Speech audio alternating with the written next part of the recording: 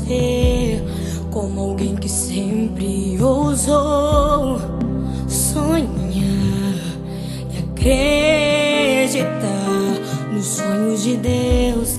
Quero me lembrar dos verões, quero me lembrar das canções e das lições que me ensinou.